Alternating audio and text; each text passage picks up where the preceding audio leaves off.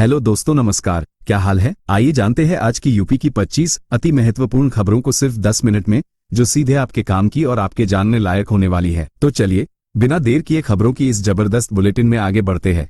लेकिन उससे पहले जो लोग इस चैनल को सब्सक्राइब नहीं किए वो जरूर करें और साथ में इस वीडियो को किस जिले, किस ब्लॉक से देख रहे हैं ये बताना ना भूले। चलिए दोस्तों, अगला अपडेट देखिए। उत्तर प्रदेश का राज्य बिजली उपभोक्ता परिषद स्टेट इलेक्ट्रिसिटी कंज्यूमर काउंसिल ने मुख्यमंत्री योगी आदित्यनाथ को एक पत्र लिखकर बिजली आपूर्ति में संभावित व्यवधान की गंभीर चिंता जताई है। पत्र में कहा गया है कि मार्च में अचानक बिजली की मांग बढ़ने और ट्रांसमिशन तथा वितरण नेटवर्क पर दबाव के कारण लोगों को लंबे समय तक कटौती का सामना करना पड़ सकता है, जिससे ग्रामीण व शहरी क्षेत्रों में रिश्तेदारों को मुश्किलों का सामना करना पड़ सकता है। वहीं परिषद ने यह भी बताया कि कई इलाकों में हाल ही में नेटवर्क लोडिंग के कारण ट्रिपिंग और सप्लाई डाउन टाइम बढ़ा है, जिससे उपभोक्ता परेशान है और योजनाबद्ध संचालन प्रभावित हो सकता है। राज्य प्रशासन को सुझाव दिया गया है कि अग्रिम ऊर्जा प्रबंधन, तकनीकी रखरखाव और आपातकालीन पावर बैकअप की व्यवस्था सुनिश्चित की जाए ताकि विद्युत सेवा में व्यवधान न हो। परिषद की चेतावनी उस पृष्ठभूमि पर आई है जब पिछले गर्मियों और मानसून पूर्व की अवधि में भी विद्युत बुनियादी ढांचे पर दबाव बढ़ा था, जिससे कई इलाकों में कटौती देखने को मिली थी। अतिरिक्त जानकारी में ये कहा गया है कि उपभोक्ताओं और उद्योगों को बिजली की लगातार आपूर्ति बनाए रखने के लिए सरकार द्वारा प्रभावी कदम उठाने की आवश्यकता है। और वहीं एक और बड़ा अपडेट, मध्य पूर्व में जारी तीव्र तनाव और लड़ाई के बीच पश्चिम एशिया से भारत के लिए विमान सेवाओं में कुछ हद तक फिर से उड़ानें शुरू हो गई हैं और अबू धाबी से दिल्ली एवं मुंबई के लिए चुनिंदा उड़ानों ने उड़ान भरी है। ये बदलाव उस समय आया है जब पिछले कई दिनों तक क्षेत्रीय हवाई क्षेत्र पर संघर्ष और सुरक्षा कारणों से उड़ानें पूरी तरह ठप पड़ी थी, जिससे हजारों भारतीय यात्री और अन्य देश के नागरिक फंसे हुए थे। कुछ एयरलाइनों ने सीमित सेवाएं शुरू की हैं और विशेष चार्टर विमानों द्वारा भारतीय यात्री वापस अपने गंतव्यों तक पहुंच रहे हैं, लेकिन पूरा हवाई क्षेत्र अभी सुरक्षित घोषित नहीं हुआ है। सरकार और एयरलाइंस लगातार सुरक्षा परिस्थितियों की समीक्षा कर रही हैं ताकि यात्रियों की सुरक्षा सुनिश्चित हो और उड़ानों के शेड्यूल को स्थिर किया जा सके। उच्च राजनीतिक तनाव और संघर्ष के बीच ये कदम यात्रियों के लिए थोड़ी राहत प्रदान करता है, लेकिन विशेषज्ञों के अनुसार हवाई सेवाओं की पूरी बहाली में कुछ और समय लग सकता है। मौजूदा स्थिति में यात्रियों को नियमित उड़ान स्थिति की जानकारी के लिए एयरलाइंस और हवाई अड्डों से सीधे संपर्क करने की सलाह दी जा रही है। और खबरों में आगे बढ़े इससे पहले दुनिया के एक प्रमुख रक्षा क्षेत्र में इजरायल ने पहली बार आयरन बीम लेजर रक्षा प्रणाली का उपयोग किया है, जो दुश्मन मिसाइलों और ड्रोन जैसी खतरनाक हवाई चुनौतियों का सामना कर सकता है। यह अत्याधुनिक तकनीक लेजर बीम के जरिए हवा में लक्ष्य को इंटरसेप्ट करने और उसे नष्ट करने में सक्षम है, जिसकी हथियार रेंज लगभग 10 किलोमीटर बताई जा रही है। आयरन बीम का उपयोग इजरायल रक्षा बलों द्वारा पहली बार ऐसे समय में किया गया है जब पड़ोसी देशों से मिसाइल और ड्रोन हमलों का खतरा बढ़ा हुआ है। इस सिस्टम को पारंपरिक मिसाइल आधारित रक्षा से अलग इसलिए भी माना जाता है क्योंकि यह तेजी से लक्ष्य को खत्म कर सकता है और भारी खर्च वाले इंटरसेप्टर मिसाइलों की आवश्यकता को कम कर सकता है। विशेषज्ञों का कहना है कि इस तरह की तकनीक भविष्य के युद्ध क्षेत्रों में रक्षा को और अधिक सक्षम बना सकती है और यह कदम सामरिक संतुलन पर भी प्रभाव डाल सकता है। हालांकि इसे पूरी तरह से संवेदनशील युद्ध परिस्थिति में आजमाया गया है और इसकी प्रभावशीलता मौसम तथा दृश्यता जैसी परिस्थितियों पर निर्भर करती है। देखिए दोस्तों, एक तो मेरठ में रजिस्ट्री विभाग ने संपत्ति पंजीकरण में सुविधा बढ़ाने के लिए रविवार को भी सब रजिस्ट्रार कार्यालयों को खोले जाने का आदेश दिया है ताकि निवासी रात 8 बजे तक अपनी बैनामा और रजिस्ट्री कार्य करवा सकें। इस फैसले के तहत सहायक महानिरीक्षक निबंधन ने चारों उप निबंधक कार्यालयों के लिए रविवार और शाम तक समय बढ़ाने वाला रोस्टर तैयार कर दिया है। अब तक संपत्ति मालिकों को सप्ताहांत में समय न मिल पाने के कारण कई बार कार्यालयों के दिनों और समय से संतुलन नहीं बना पाता था, जिससे दस्तावेजीकरण में देरी होती थी। ये कदम खासकर उन लोगों के लिए राहत माना जा रहा है जो नौकरी, व्यवसाय या अन्य प्रतिबद्धताओं के कारण सप्ताहांत उपयोग करना चाहते थे, लेकिन कार्यालय बंद होने के कारण समय नहीं निकाल पाते थे। सरकार का ये प्रयास पंजीकरण प्रक्रिया को सरल बनाने और नागरिकों की सुविधा को बढ़ाने की नीति के अनुरूप भी है, जिससे रियल एस्टेट लेन देनों में पारदर्शिता बढ़ेगी। अतिरिक्त जानकारी में यह भी कहा गया है कि इस व्यवस्था के लागू होने से न केवल कार्यालयों में भीड़ कम होगी बल्कि संपत्ति लेन देन भी सुगम और समयोचित तरीके से हो सकेंगे। और वहीं एक और बड़ा अपडेट, देवरिया में शिक्षक कृष्ण मोहन सिंह के आत्महत्या मामले में निलंबित बीएसए शालिनी श्रीवास्तव की मुश्किलें और बढ़ती जा रही हैं, क्योंकि उनके सरकारी आवास से डीवीआर कैमरा सहित कई साक्ष्य बरामद हुए हैं। बीएसए पर आरोप है कि उन्होंने भ्रष्टाचार और प्रताड़ना के कारण कई शिक्षकों तथा कर्मचारियों को परेशान किया, जिसके चलते आत्महत्या की यह दर्दनाक घटना सामने आई। कृष्ण मोहन ने आत्महत्या से पहले अपने सुसाइड नोट में बीएसए, लिपिक और अन्य पर कई जबरदस्त आरोपों के साथ वीडियो भी जारी किया था,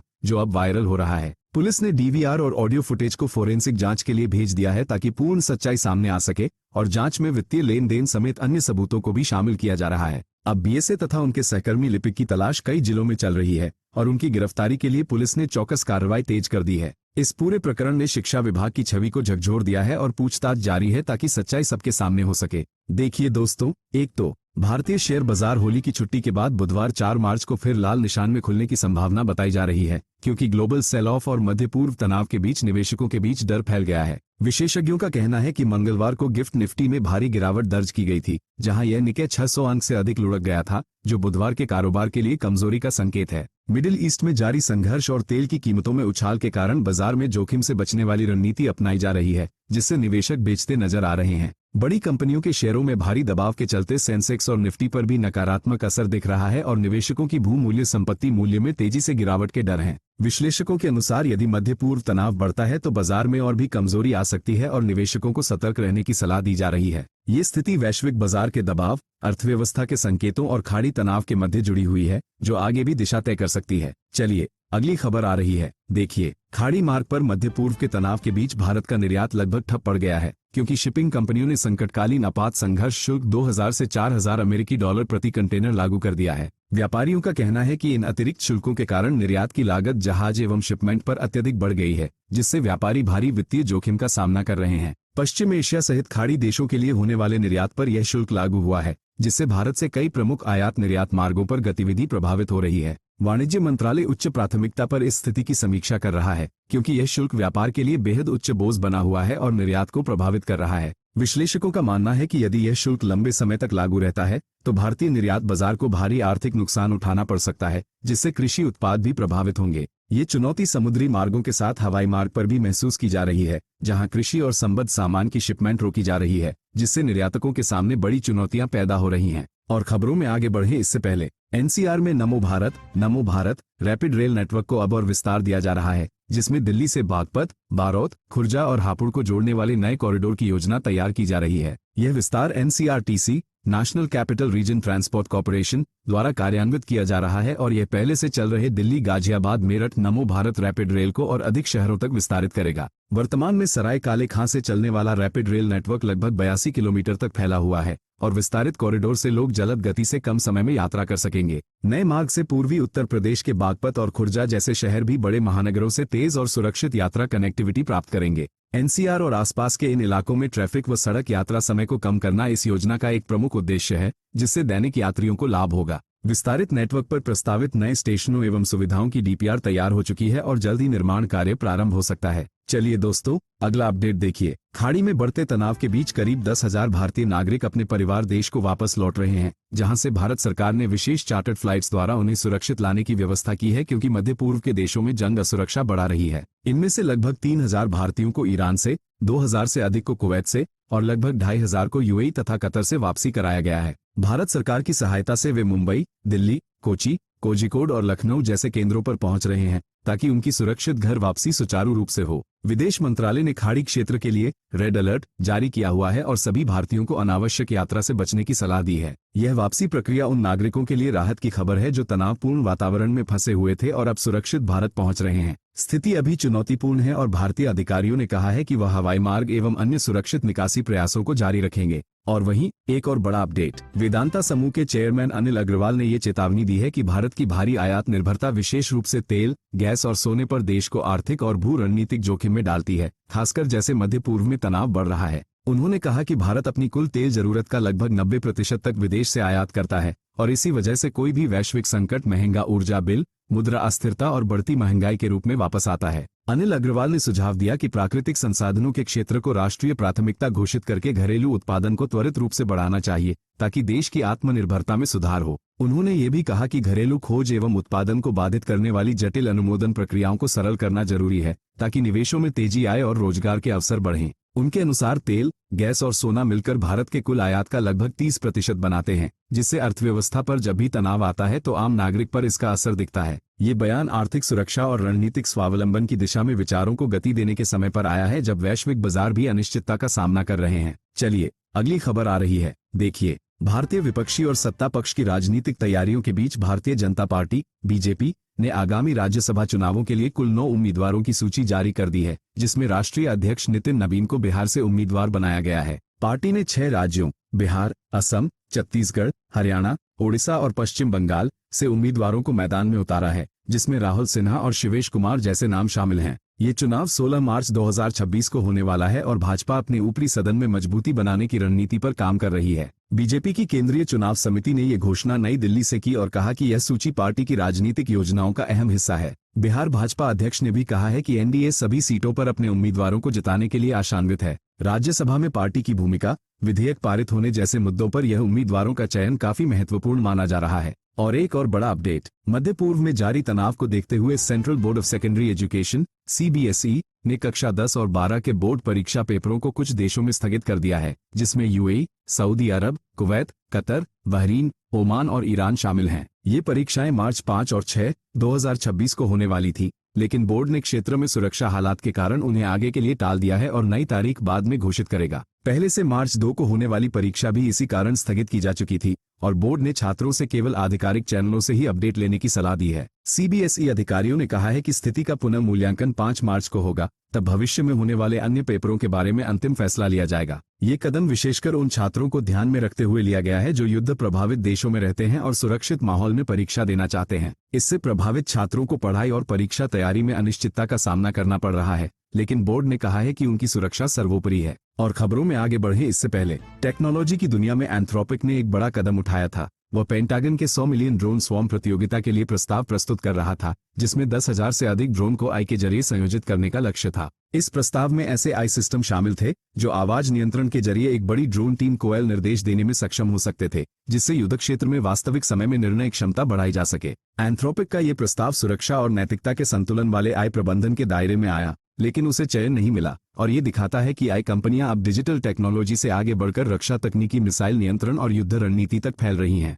यह उदाहरण ये भी बताता है कि आई वैश्विक सैन्य तकनीकी प्रयासों का हिस्सा बन रहा है, जहां स्वचालित प्रणालियां बड़ी संख्या में ड्रोन्स का सहारा ले सकती हैं। एंथ्रोपिक खुद को आई सुरक्षा और नैतिकता की प्रतिबद्धता वाली कंपनी के रूप में देखता है, लेकिन इस तरह के रक्षा प्रोजेक्ट में भाग लेना ये संकेत देता है कि तकनीकी उद्योग की भूमिका लगातार विस्तृत हो रही है। अमेरिकी और अन्य देशों की सरकारें एआई का उपयोग युद्ध सहायता और रणनीति बनाने में कर रही हैं, जिससे भविष्य में युद्ध तकनीकों में बड़ा बदलाव आने की संभावना है। चलिए दोस्तों, अगला अपडेट देखिए। खाड़ी में चल रहे ईरान इजरायल युद्ध के कारण भारत का बासमती चावल निर्यात संकट में फंस गया है, जहां लगभग 4 लाख मीट्रिक टन लाखों टन बासमती चावल भारतीय बंदरगाहों पर और रास्ते में अटका हुआ है, जिससे निर्यातक गंभीर आर्थिक प्रभाव का सामना कर रहे हैं। ये स्थिति उस समय उत्पन्न हुई है जब युद्ध प्रभावित मध्य पूर्वी समुद्री मार्ग, खासतौर पर होर्मुज जलमरुमध्य पर शिपिंग रूट्स बाधित हो गए हैं और जहाज चलाने वाली कंपनियों को बीमा कवरेज नहीं मिल पा रहा है, जिससे निर्यात में रुकावटें आई हैं। भारत दुनिया का सबसे बड़ा बासमती चावल निर्यातक देश है और इसका लगभग आधा निर्यात मध्य पूर्व के देशों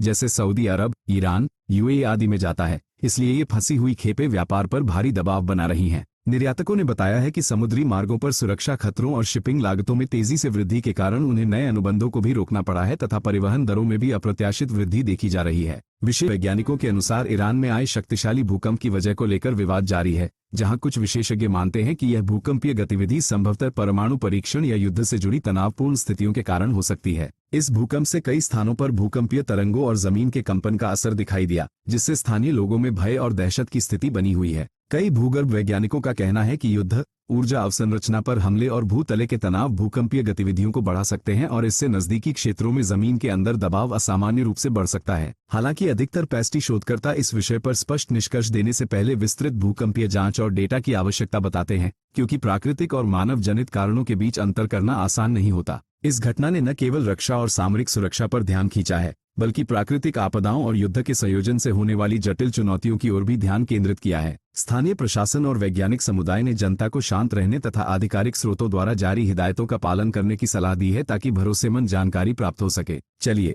अगली खबर आ रही है, देखिए। उत्तर प्रदेश सरकार की ओर से आदेश जारी किया गया है कि राज्य के कर्मचारियों की समान वेतन और पेंशन होली के पहले खाते में भेज दी जाएंगी, ताकि त्योहार के अवसर पर उन्हें आर्थिक राहत मिल सके। मुख्यमंत्री योगी आदित्यनाथ ने वित्त विभाग को निर्देश दिए हैं कि सभी भुगतान और पेंशन की प्रक्रिया समय से पहले पूरी की जाए, ताकि कर्मचारियों और पेंशन भोगियों को होली से पहले लाभ प्राप्त हो सके। इस फैसले से लाखों सरकारी कर्मचारियों, शिक्षकों, स्वास्थ्य कर्मियों और पेंशन भोगियों के खातों में समय पर धन जमा होगा, जिससे वे अपने पारिवारिक कार्यक्रमों और खर्चों को बिना किसी तनाव के मैनेज कर सकेंगे। ये कदम वित्तीय व्यवस्थाओं और कर्मचारियों के कल्याण की सुनिश्चितता की दिशा में एक सकारात्मक संकेत माना जा रहा है, जो सरकार की योजनाओं का हिस्सा है। सरकार ने यह भी स्पष्ट किया है कि भुगतान समय सीमा के भीतर किए जाएंगे ताकि किसी भी प्रकार का भुगतान विलंब न हो और कर्मचारियों को त्योहार से पहले सम्मानपूर्वक सेवा का लाभ मिले। यह निर्णय विशेष रूप से उन परिवारों के लिए राहत का अवसर बनेगा जिनके पास त्योहार के खर्चों के लिए तैयारी का समय कम था। क्या आप चाहेंगे कि मैं इन खबरों से संबंधित किसी विशिष्ट विषय पर और शोध करूं?